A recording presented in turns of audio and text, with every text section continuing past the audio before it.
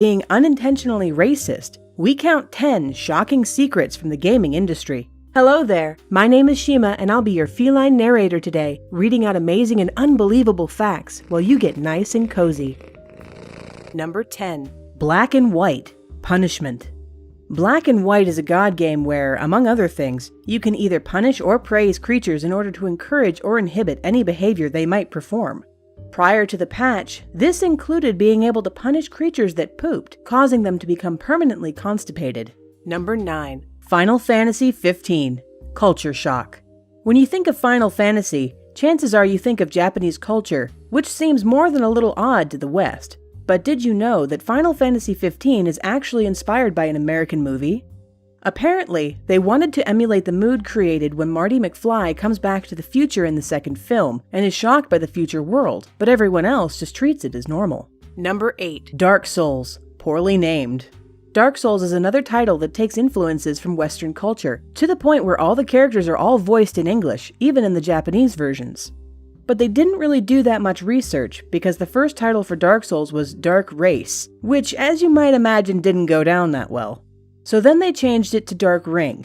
Poor FromSoft. First you're racist, and then you conjure up the image of an arsehole. At least third time was the charm in this case. Number 7. GoldenEye 64. Emulation. The Nintendo 64's cartridges were notorious for having a very limited amount of space. However, Rareware managed to hide something rather extraordinary in GoldenEye 64. Steve Ellis programmed a ZX Spectrum emulator inside the game's code, just to see if it were possible. Funnily enough, it actually works really well. Of course, there aren't any ROMs in there as well, but it's still an impressive feat. Number 6. Dead Island. Gender Wars. If you mention anything related to feminism on the internet, you're bound to have sparks fly within 1 or 2 comments. But sometimes you really have to question why people do it. Especially in the case of Dead Island, where the skill Gender Wars was referred to as feminist whore in the game's code during development. I get that no one was supposed to see it, but why take the risk? Number 5. Nintendo iQ. Everyone knows all the Nintendo consoles, even the ugly stepchild, the Virtual Boy. But there's actually one console that most people haven't heard of because it was never released outside of China. The Nintendo iQ was based on the N64, but was obviously weaker since the entire console was contained within the controller.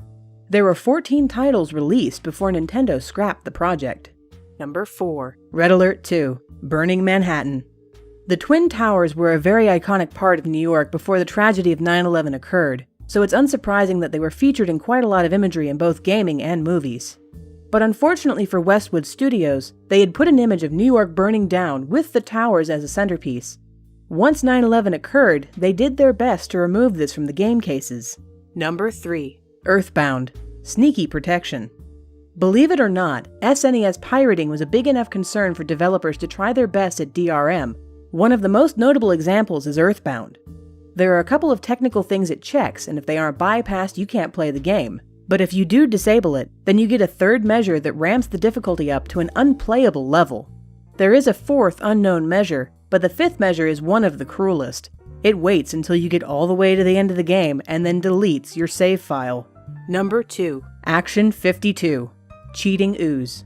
Action 52 was a $200 cartridge containing 52 separate games for the NES, which turned out to be a big ripoff since all 52 are widely regarded as terrible. But the game Ooze is probably the worst of the bunch, since the developers put a $104,000 reward for beating it, but since it was programmed so badly, it's impossible to beat level 2.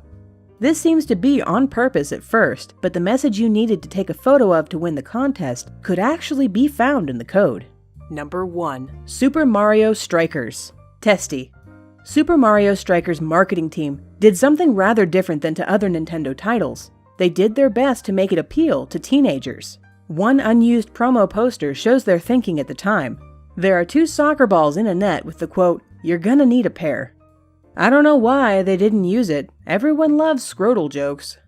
Thanks for listening. Bye. Oh, thanks, Dolan. I love random facts about life told really quickly one after the other in a countdown. Guess what? We have a whole channel dedicated to that. Links down below. Like animation? Have some questions about life and the universe you need answered? Come check out Super Planet Dolan. Danger Dolan and I will answer your life questions. Links are down below.